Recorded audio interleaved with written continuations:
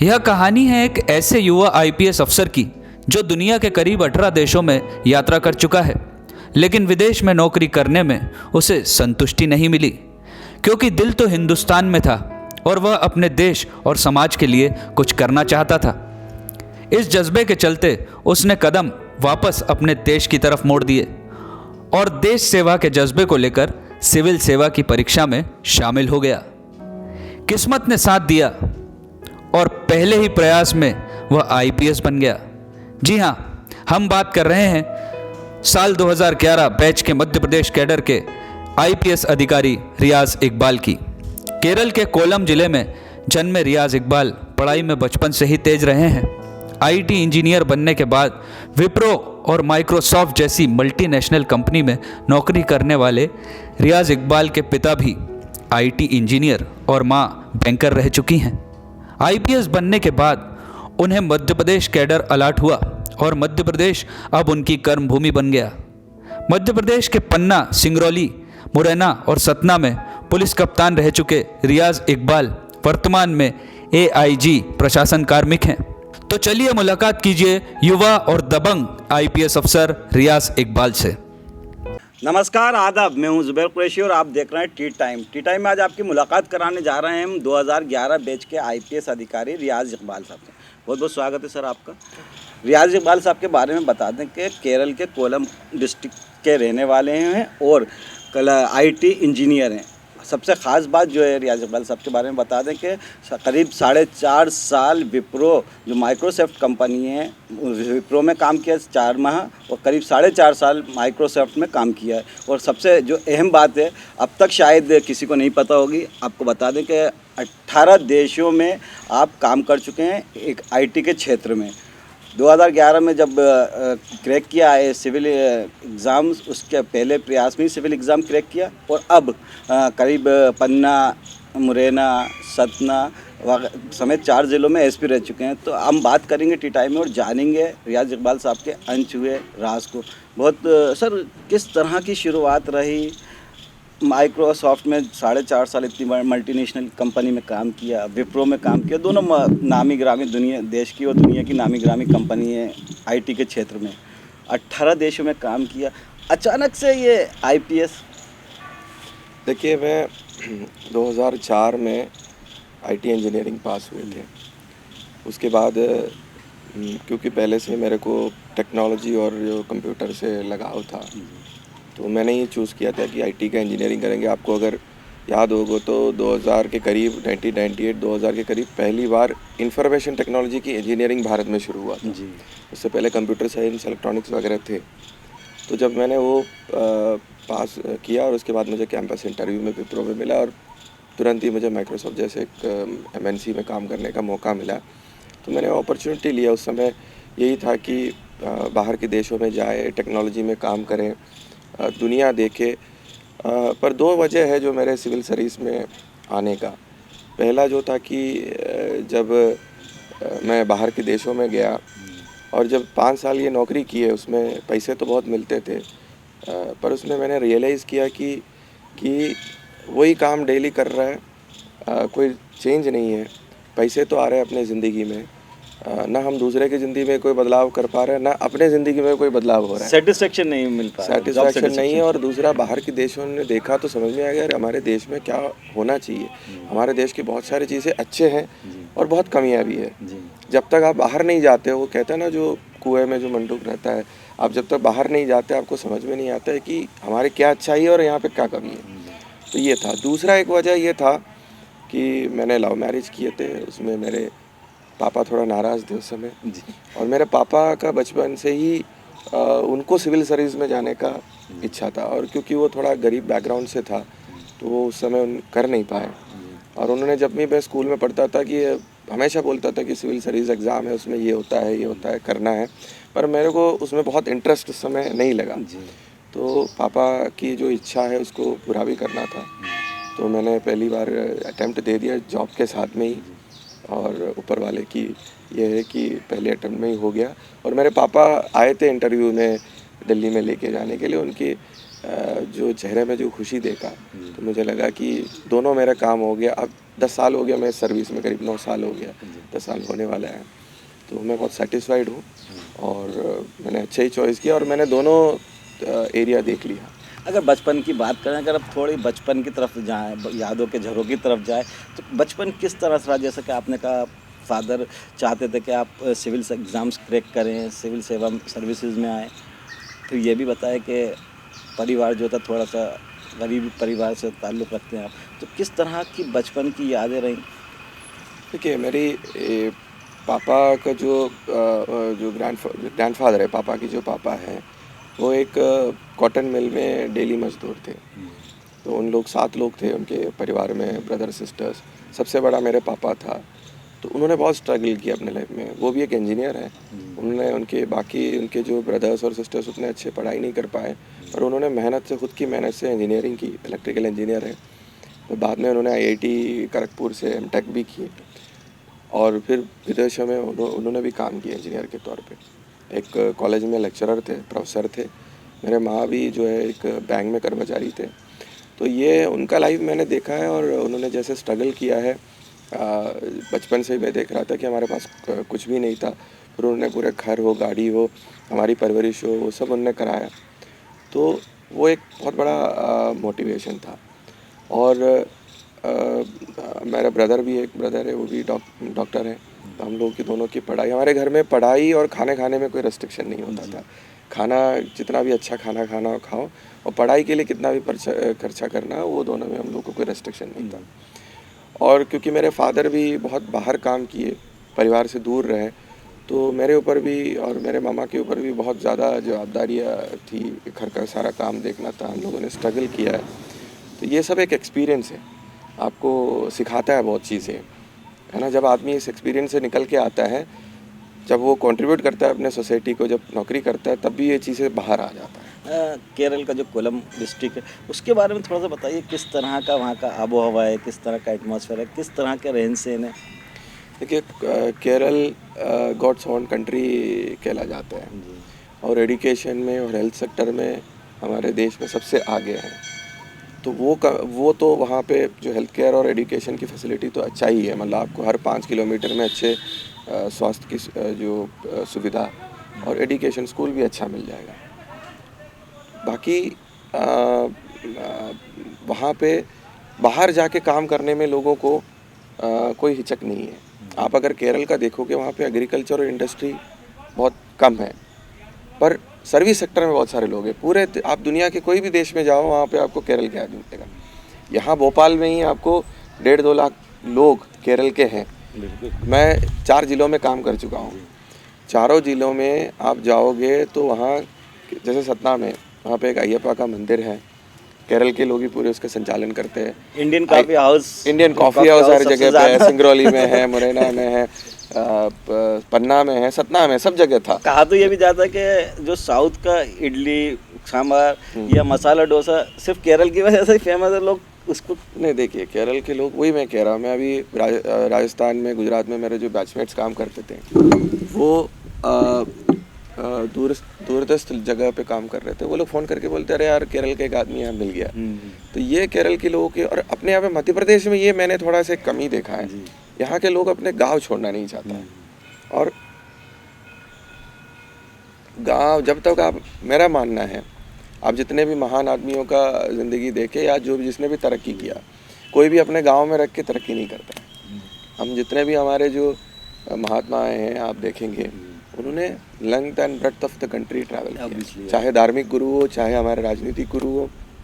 तो ये बहुत ज़रूरी चीज़ है। अच्छा सर, एक बचपन में कुछ ऐसी यादें होती हैं कि हमेशा आपके मन मस्तिष्क में रहती। आपके बचपन की कुछ ऐसी यादें जो हमारे दर्शक सुनना चाहें, जो आपका हमेशा मन मस्तिष्क में रही हो, जो आप कभी भूल नहीं पाए हो आप? 1-2 घटनाएं हैं।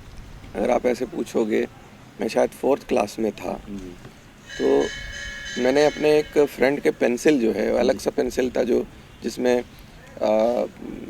उसके जो ये भरे जाते थे। पहली बार वो फॉरेन टाइप का एक पेंसिल मैंने देखा, तो मुझे अच्छा लगा, वो मैं लेके आ गया। उससे बोला नहीं, मैं लेके आ गया। तो मेरे पापा ने वो देखा और उन्होंने जिस तरह से मुझे समझाया कि बेटा देखो, दूसरे की कोई भी चीज़ जो है बिना पूछ के नहीं लेते। आपको चाहिए तो हम दे देंगे, या आप उन्हीं से पूछ के ले सकते हैं। तो मेरे साथ में अगले दिन वो स्कूल में आए और मेरे से ही वो पेंसिल वापस उनको दिला दिया। ये छोटी घटना है पर लेकिन ऐसी चीज़ें जो है ना आदमी की पर्सनालिटी डेवलपमेंट में, कैरेक्टर डेवलपमेंट में बहुत ये करते हैं। इसको बचपन की जो आपकी शुरुआती स्कूलिंग रही, कॉलेज कहाँ से रही सर? मैं संजूड़ करके एक स्कूल है, संजूड़ मिशनरी स्कूल है, वहाँ पे मैंने 10वीं तक पढ़ाई की। हमारे यहाँ पे 11वीं 12वीं उस समय CBSE में था। मैंने स्टेट सिलेबस से ही पढ़ाई किया है पूरा जो मेरा है। तो मैंने 11th और 12th प्री यूनिवर्सिटी बोलते हैं, प्री यूनिवर्सिटी उसमें मैंने एक फातिमा कॉलेज करके एक कॉलेज है वहाँ से की। मैंने देखा कहीं जब आप पन्ना एसपी रहे या मुरैना एसपी रहे या भी सतना एसपी रहे, तो आप क्रिकेट बहुत खेलने के बड़े शौकीन हैं। क्रिकेट आपका शायद फेवरेट गेम भी है। मैं एक्चुअली फ़ुटबॉल मेरा गेम है। मैंने स्टेट लेवल तक फ़ुटबॉल खेला है स्कूल के टीम में और डिस्ट्रिक्ट की टीम में, और टेनिस, टेबल टेनिस और क्रिकेट, चारों गेम, और बैडमिंटन भी अभी खेलते हैं। स्पोर्ट्स से जुड़ा हुआ आदमी हूँ। आपकी फिटनेस जो है मतलब स्पोर्ट्स की वजह से पूरी फिटनेस की तो हम लोग जब ज़िले में रहते हैं बहुत डिफ़िकल्ट होता है, हम लोग को टाइम मिलना बहुत मुश्किल हो जाता है। बट स्पोर्ट्स एक चीज़ है कि जिससे आपको फिटनेस एक चीज़ है, दूसरा अपने जो टीम के साथ जब खेलते हो, हमारे पुलिस के जो नीचे के जो हमारा अमला है, तो एक लगाव उनके साथ में हो जाता है, वो आपको काम में भी बहुत यूज़फुल रहता है। अच्छा सर, जब हम स्कूल से निकलते हैं, कॉलेज में जाते हैं, तो कॉलेज की मेमोरीज भले ही भूल जाएं, लेकिन स्कूल की जो मेमोरीज होती हैं, स्कूल के जो टीचर्स होते हैं, स्कूल के जो फ्रेंड्स होते हैं, वो कभी आप भूल नहीं पाते। तो किस तरह से आपके स्कूल टीचर्स थे, किस तरह के आपके स्कूल फ्रेंड्स रहे? देखिए मैं वही कह रहा हूँ, मेरा स्कूल का बहुत बड़ा एक अहम रोल है मेरे लाइफ में। मैं वहाँ पे हाउस के कैप्टन थे। मैंने वहाँ के चुनाव में, जो स्कूल लीडर के चुनाव होते हैं, उसमें भी लड़ा और हार गया था। तो ऐसी चीज़ें जो है ना, जब आप नेतृत्व देते हैं, वहाँ पे पूरे फुटबॉल टीम के साथ में खेला, कैप्टन थे, तो जो सोशल एक्टिविटीज़ आप करते हो, चाहे वो आर्ट्स के क्षेत्र में हो, स्पोर्ट्स के क्षेत्र में हो, वो आपको एक कॉन्फिडेंस देता है, एक पर्सनालिटी आपको देता है।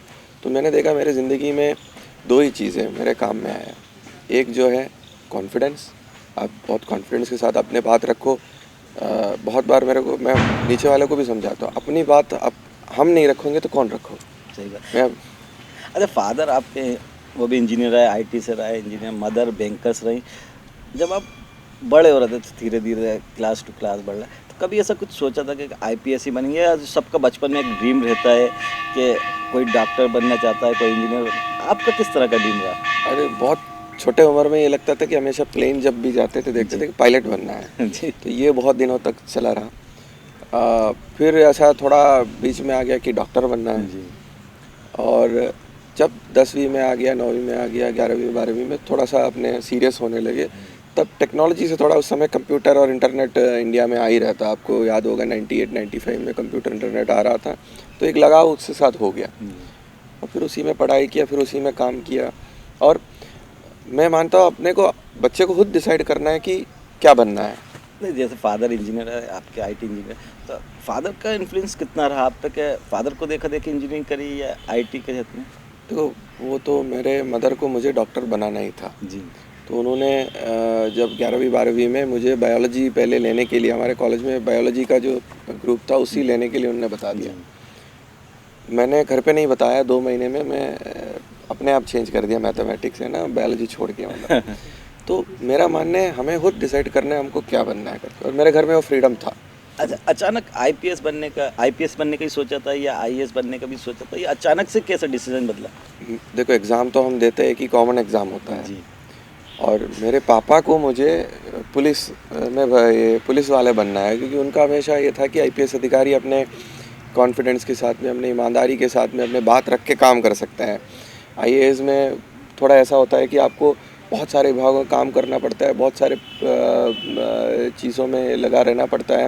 ये तो उन्होंने जो भी देखा होगा, उनने जो देखा होगा, उनको मैं उनके मन में था कि आपको पुलिस ऑफिसर बनना है। और मेरा रैंक भी ऐसा आ गया कि पुलिस की उसमें ही आ गया। ये कहा जा सकता है कि आपने आपके जो फादर का ड्रीम था उसको फुलफिल किया, उसको पूरा किया है। हाँ बिल्कुल, मेरे को और उनके चेहरे में मैंने खुशी देखा है। और वो मैं मानता हूँ कि हमारा कर्तव्य भी बनता है कि हमारे माता पिताओं का भी जो खुशी है वो भी देखना चाहिए। और मैं आज इसमें आ गया हूँ तो मैं आज खुश हूँ, मतलब सर्विस में। पुलिस वर्दी पहनने से पहले कभी आपको पुलिस से वास्ता पड़ा कभी? बहुत बार पुलिस से हर एक आदमी जो गाड़ी चलाता है, हर एक आदमी जो समाज में उतर के काम करता है, बहुत बार। और जब पुलिस में आने से पहले पुलिस को देखने का एक नज़रिया अलग ही था। जी। जब मुझे अभी भी याद है, बेंगलुरु हैदराबाद में मैं गाड़ी चलाते थे और मेरे पास केरल की गाड़ी थे। जी। मेरा कार और मेरा जो मोटरसाइकिल था केरला रजिस्ट्रेशन का था। तो हर बार पुलिस वाले उसको रोकते थे। तो हम लोग बहुत बार ऐसे कोशिश करते, अरे यार क्या मुसीबत आ गया, या हम सोचते हैं कि थोड़ा आगे देखते तो वहाँ रोक के मोड़ के जाने की कोशिश करते हैं। ये और पेपर में जो भी न्यूज़ आता है, मीडिया में जो न्यूज़ आता है पुलिस के बारे में, एक आम नागरिक की तरह देखते तो हमको लगता है कि वही है। पर जब मैं जैसे पुलिस में आ गया तो पुलिस का साइड भी देखने लगा। अब नज़रिया बदल रहा है। दोनों नज़रिए से देखने की कोशिश करता हूँ, क्योंकि हमको लगता है कि दोनों से देखना, पब्लिक भी इम्पोर्टेंट है और हमारे लिए हमारे फोर्स भी इम्पोर्टेंट है। जब आप एक आम पब्लिक के नज़रिए से पुलिस को देखते थे, तब आप पुलिस को लेकर क्या सोचते थे? और आप जब पुलिस परिवार में शामिल हो चुके हैं और खुद एक आईपीएस अधिकारी बन चुके हैं, अब पुलिस को लेकर क्या सोचते हैं? देखिए, कोई भी नौकरी हो, खास करके पब्लिक डोमेन में हम जब काम करते हैं, सबसे मेन जो है व्यवहार। बाकी तो कानून, नियम, स्ट्रिक्टनेस या ये सब रहता है, बट व्यवहार एक चीज़ है। अगर मैं आपके विरुद्ध में बहुत सख्ती से कार्रवाई करूं लिखा पढ़ी में, पर आपसे साथ में अच्छे व्यवहार करूं, आप थाने में आ रहे हो, आप मुलजिम हो, आपकी मैं एफआईआर बना रहा हूं, पर आपको भी बैठने की जगह दे रहा हूं, आपसे ठीक से बात कर रहे हैं, आपने खाना खाया कि नहीं खाया पूछ रहा हूं, इससे कोई डिफरेंस तो नहीं आने वाला है। आपको जो सज़ा मिलेगा, कोर्ट से फ़ाइन होगा या सज़ा मिलेगा, वो तो वही मिलेगा। बट वो एक व्यवहार होता है ना, एक कंप्लेंटेंट और इवन आरोपी भी हो, वो व्यवहार जो है ना पुलिस को तय करता है। इसमें हम लोगों को थोड़ा काम करने की ज़रूरत है और अभी बहुत काम हो भी रहा है। अच्छा, आप मुरैना, सतना, सिंगरौली समेत 4 ज़िलों में एसपी रह चुके हैं, लेकिन आप भोपाल यानी कि राजधानी भोपाल के प्रोविजनर रहे हैं। भोपाल में सीएसपी भी रहे, भोपाल में एडिशनल एसपी भी रहे। तो जब आपने भोपाल की वर्किंग देखी, यहाँ पर वर्किंग की प्रोविजनर के रूप में भी और एडिशनल एसपी के रूप में भी, फिर उसके बाद जब आपने दूसरे ज़िलों में कमान संभाली, पुलिस कप्तान की भूमिका में रहे, तो किस तरह का आपका ये एक्सपीरियंस रहा कि भोपाल के प्रोविजनर्स कहते हैं कि जो भोपाल के प्रोविजनर रहते हैं उनको काफ़ी फ़ायदा मिलता है अगर दूसरी जगह, तो आपको किस तरह का फ़ायदा रहा? देखिए, भोपाल बहुत हैपनिंग जगह है। यहाँ एक दिन भी ऐसा भी नहीं जाता है कि बिना कोई पुलिस की कोई घटना हो या कोई लॉ एंड ऑर्डर हो या वीआईपी मूवमेंट हो, इसके बिना भोपाल पुलिस के दिन जाता ही नहीं है। और सचमुच में यहाँ पे अगर आप मेहनत करने वाला अधिकारी है तो 16 से 17 घंटा काम करना पड़ता है भोपाल में। दूसरा, यहाँ पे सारे वीआईपी रहते हैं, चाहे राजनीतिक हो चाहे अधिकारी गण हो। तो आप जो भी भोपाल बड़े जो अपने राजधानी से जो निकलते हैं, उनमें एक कॉन्फिडेंस मिल जाता है। और उन्होंने देखा है, चाहे सीएम साहब हो, चाहे गृह मंत्री हो, चाहे डीजीपी साहब हो, ये सब यहाँ पे ही हैं। और आप कहीं ना कहीं अपनी नौकरी में हफ्ते में, महीने में 4 बार 5 बार उनके साथ इंटरेक्शन हो जाता है, तो आपको एक कॉन्फिडेंस मिल जाता है, ऐसा है, अपने बात रख सकता है, बोल सकते हैं। और डिफरेंस भी है, यहाँ पे क्या है, पुलिस का फोर्स भी बहुत ज़्यादा है, तो कुछ भी घटना हो जाती है तो तुरंत पुलिस पहुँच जाते हैं। आप दूरदस्त ज़िलों में जाते हैं, वहाँ पहले फोर्स की कमी आ जाती है। देहात में कोई घटना हो जाती है, वहाँ फोर्स पहुँचाने में आपको 1 घंटा लग जाएगा। तो ये पुलिसिंग में डिफरेंस है। वहाँ आपका टैक्टिक्स अलग होगा, पुलिस को थोड़ा आराम से टाइम दे के चीज़ें लेना, जब तक फोर्स आ जाए, आपके वरिष्ठ अधिकारी आ जाए। यहाँ पे आप इमीडिएट एक्शन ले सकते हो, क्योंकि आपको पता है कि आपका बैकअप आ जाएगा। तो बहुत फ़र्क है। और मेरे को लगता है कि बड़े जगह पे प्रोबेशनर को एक बार रहना चाहिए पहले अपने करियर में 2-3 साल में। तो उससे आपको जो अर्बन पुलिसिंग है, और ख़ास करके मीडिया भी बहुत एक्टिव है यहाँ पे, तो ये चीज़ें सीखने के लिए इससे अच्छी जगह नहीं मिलेगा मध्य प्रदेश में। रियाज इकबाल साहब से बातों का सिलसिला जारी रहेगा, लेकिन यहाँ रुकते हैं एक छोटे से ब्रेक के।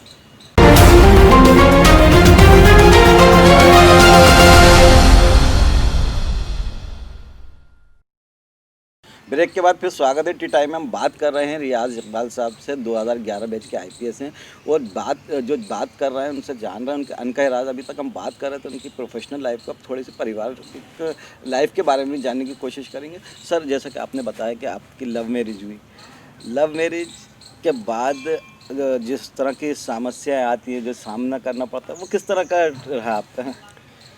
देखिए, शादी एक मेरा मानना है और सबका मानना है, शादी एक बहुत इम्पोर्टेंट चीज़ है आपके लाइफ में। और ये डिसीजन जो है, मैं तो अपने माँ बाप की और मेरे वाइफ भी अपने माँ बाप से बहुत प्यार करते हैं, बट ये एक ऐसा डिसीजन है जिसको आपको पूरे लाइफ में आपके साथ में कोई व्यक्ति को रहना है। तो अगर आप में आपको किसी में कॉन्फिडेंस है, मैंने और उन्होंने साथ में पढ़ाई की, 4 साल हमने पढ़ाई की, तो हम एक दूसरे को जानते हैं, तो बिल्कुल एक फ्रेंड की तरह है। तो आज भी हमारे मिले हुए, हम 2000 में मिले थे, शादी हमने 2012 में भले की है। हमने वेट किया हमारे परिवार के अनुमति के लिए, उसके घर वालों ने, उसकी माँ ने अनुमति दी, मेरे पापा ने भी आधे अधूरे उन्होंने अनुमति दी थी, तब जाके हमने शादी की। हमने वेट किया, हमने बोला आपके बिना अनुमति के हम शादी नहीं करेंगे। बट मैं 2000 से आज 2020 है, 20 साल से मेरी वाइफ को जानते हैं, दिव्या नाम है उनका। तो मुझे एक फ्रेंड की तरह है, वो एक पत्नी नहीं है, फ्रेंड की तरह है। हम देखते हैं सोशल मीडिया पे भी आप हमेशा फेसबुक हो या तो उनको काफ़ी आगे रखते हो, और आप उनको काफ़ी, मतलब वो भी आपके साथ काफ़ी कंधे से कंधा, शोल्डर से शोल्डर मिला के बिल्कुल। जैसे इस नौकरी में हम, इससे पहले मैं प्राइवेट सेक्टर में भी था, वो भी IBM में एक इंजीनियर थे। आजकल क्योंकि वो हाउसवाइफ है, क्योंकि यहाँ पे MP में IT का उतना वो नहीं है, जहाँ जहाँ हम लोग जाते हैं साथ में जाते हैं, बट उसने भी 4 साल काम किया है, IBM जैसे बड़े कंपनी में काम किया है। अभी भी वो तैयारी कर रहे हैं, कुछ एग्ज़ाम्स वगैरह लिख रहे हैं कि कुछ टीचिंग सेक्टर में जाने के लिए। बट बहुत ज़रूरी होता है कि जब बच्चों के साथ में, जब हम लोग ज़िले में रहते हैं, खास करके कुछ टाइम में बिल्कुल हम लोग टाइम नहीं दे पाते। ये सही बात है, ये हर पुलिस वाले के, आरक्षक से लेके मैं मानता हूँ फील्ड में जो रहता है DG साहब तक यही हाल होगा कि हमारे हिसाब से नहीं चलता है।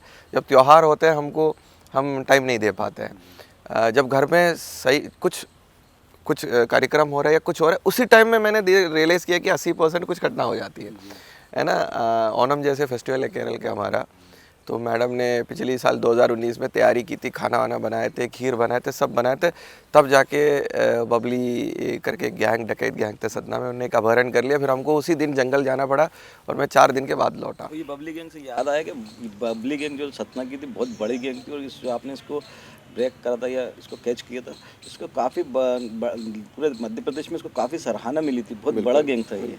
करीब 6.5 लाख के इनाम थे उनके ऊपर। यूपी और MP के पुलिस पूरे पड़े हुए थे। यूपी पुलिस के एक STF का टुकड़ा पूरा उसी के लिए लगा हुआ था चित्रकूट एरिया में। और ये मध्य प्रदेश के लास्ट लिस्टेड गैंग थे, जो एक्टिव और लिस्टेड बड़े गैंग थे, जो सही रूप में कर। हाँ, तो वो दोनों जो मेन उसके मेंबर थे, उसका जो सरगना है, उसकी एनकाउंटर हुआ। और उसके बाद 2 राइफ़ल थे उनके पास में, ये भी एक ख़ास चीज़ है। 2 अमेरिकन राइफ़ल्स थे जो 2000 जो अपने आज़ादी के बाद में अलग अलग जो गडरिया, अलग अलग जो आप गैंग आपने सुना होगा, जो चंबल से लेके चित्रकूट तक, उनके पास हैंडओवर करते आए। अभी जाके ये राइफ़ल जो है पिछले साल में पुलिस के पास जमा होगा 50-60 साल के बाद। अच्छा सर, कहते हैं कि जब लव मैरिज होती है तो प्रेम विवाह जब करते हैं तो एक्सपेक्टेशन हाई होती हैं, तो जाहिर सी बात है क्योंकि आपकी 2 क्यूट सी बच्ची हैं भी, बहुत प्यारी सी, तो कभी आपस में कुछ तकरार भी होती है कि जाहिर सी बात है, एक परिवार होता है, तो जब झगड़ा भी होता है, जब आप चूँकि एज ए पुलिस कप्तान अगर बात करें तो फील्ड में रहते हैं, टाइम नहीं पाते, जैसे आपने ओणम बताया फेस्टिवल, तो आप सब तैयारी हो चुकी, इस दौरान कभी झगड़ा भी होंगे, तकरार भी होगी, नाराज़गी, तो जब मैम नाराज़ हो जाती हैं तो किस तरह से आप उनको मनाते हैं? देखो यार, मैं पर्सनल लाइफ हो, प्रोफेशनल लाइफ हो, मानता हूँ कि कॉन्फ्लिक्ट एक पॉजिटिव चीज़ है।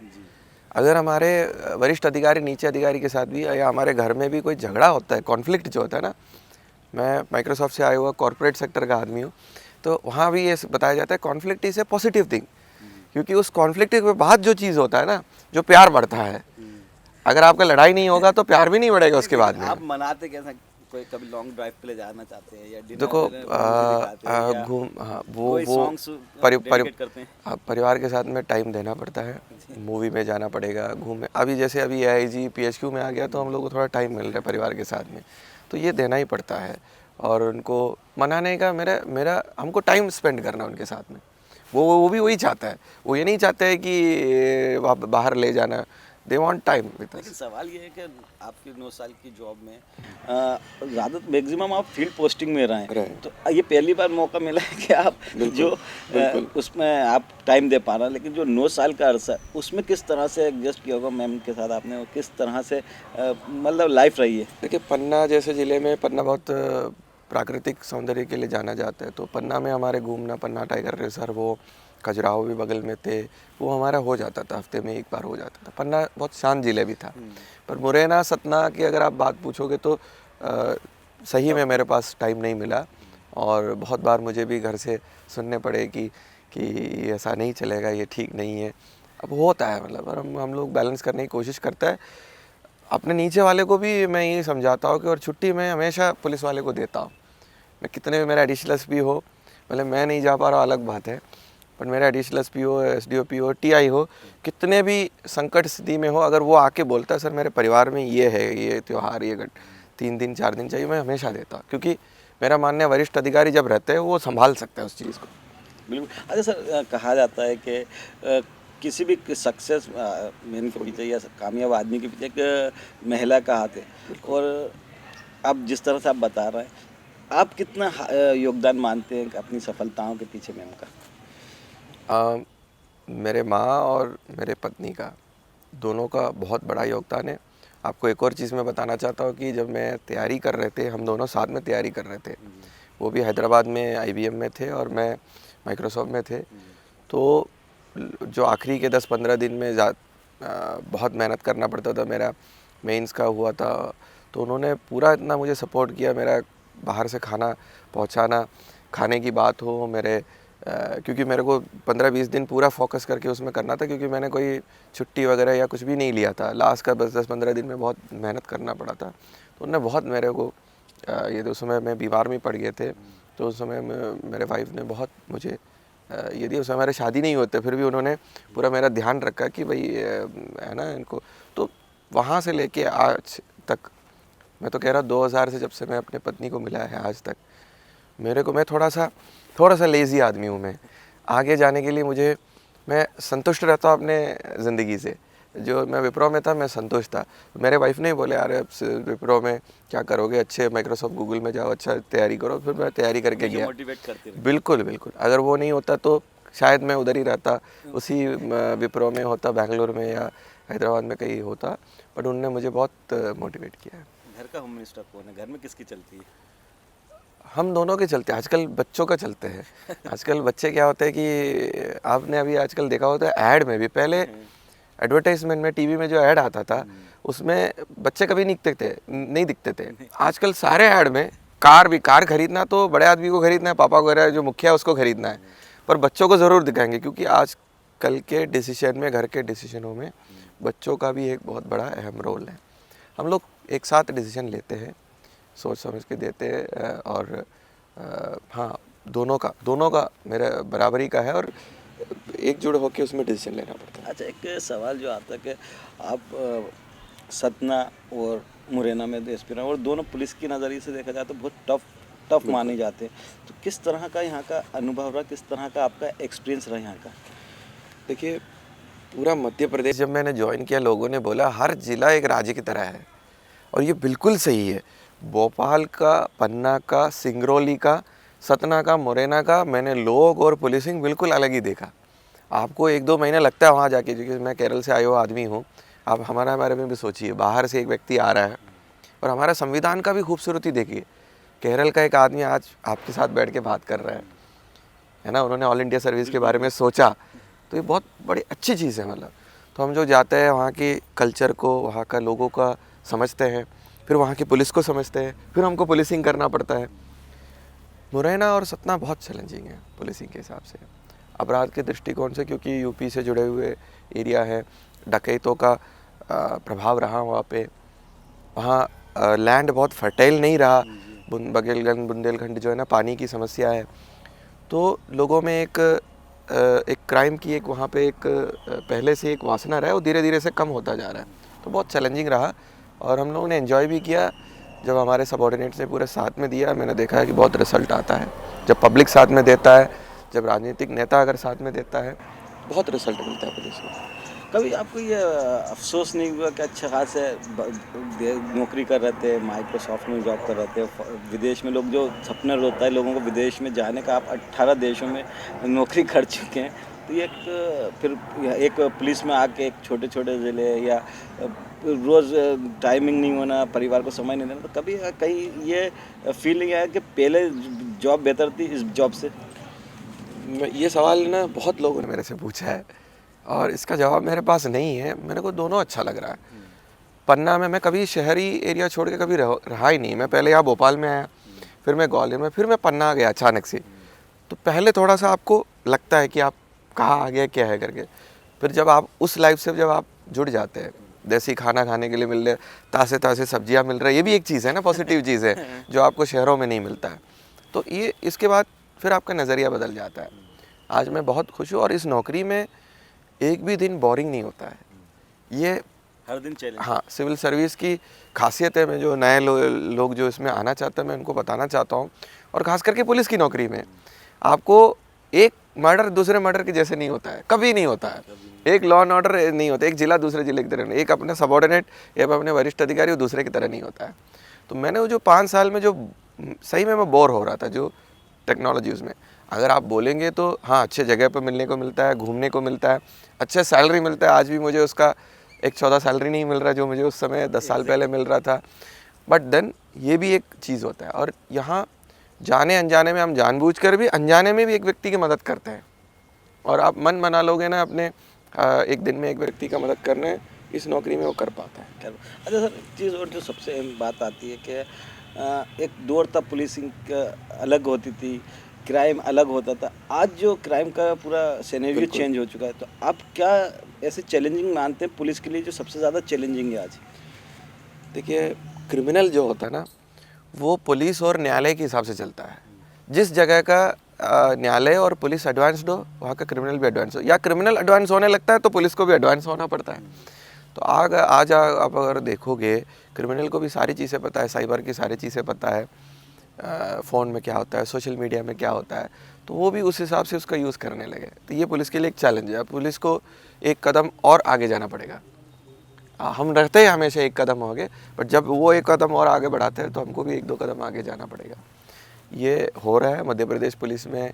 मैंने देखा है पिछले 9 साल में, चाहे हमारे डायल 100 की योजना हो, चाहे हमारे साइबर जो एक्सपर्ट टीम्स है उसकी कैपेबिलिटी हो, चाहे हमारे CCTNS हो, चाहे हमारे CCTV कैमरेज लग रहे हो, हमारे सॉफ्टवेयर्स जो बना है इंटेलिजेंस के लिए बन रहे हैं, बहुत हमने तरक्की की है।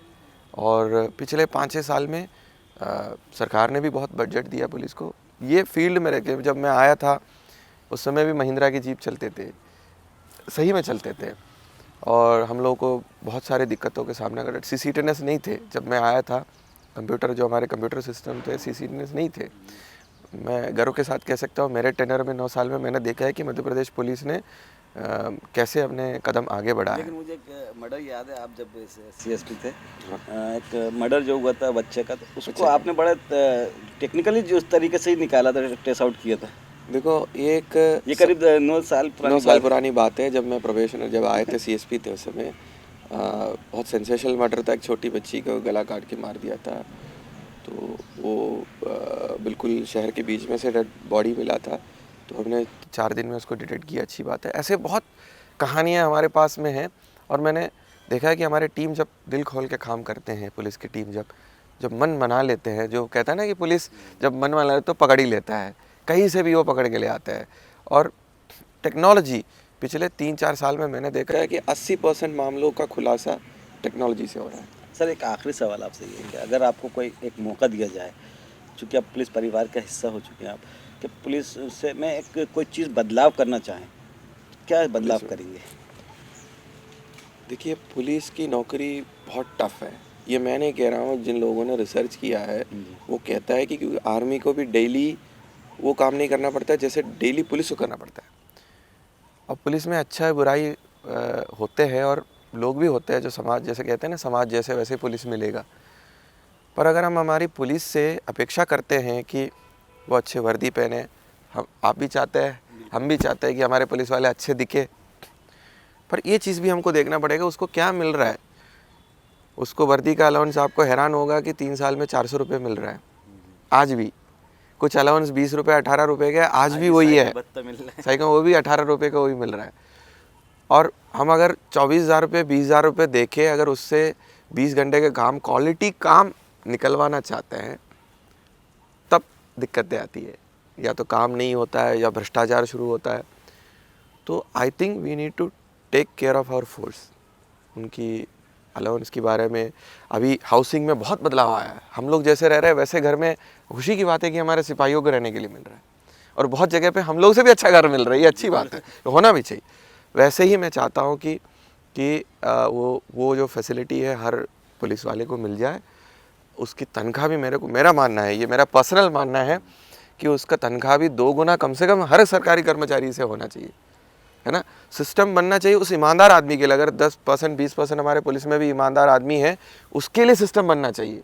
अगर वो खुश है तो उसको देख के दूसरे लोग रहेंगे। हम फिर बाकी लोगों को भी और टाइट कर पाएंगे, भाई तू क्यों ऐसे क्यों कर रहा है। जब आपको सरकार ने सारी सुविधाएं दे दी, अब तेरा ड्यूटी भी बनता है कि ये करे।